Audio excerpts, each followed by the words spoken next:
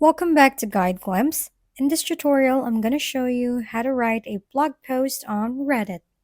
We will figure out how to do this step by step, so make sure to follow along. First things first, pick the right subreddit for your content. Each subreddit has its own rules. Make sure you read them carefully to avoid your post being removed. Next, pick catchy title. It should be intriguing, interesting, but informative. Now, onto the main part, writing your blog. Use clear, concise language. Break up your text with paragraphs and headings to make it easier to read. Before hitting post, take a few minutes to review and edit your blog. Check for any spelling or grammar errors and make sure your content flows well. And there, you can now publish it. Once again, thank you for watching. This has been Guide Glimpse.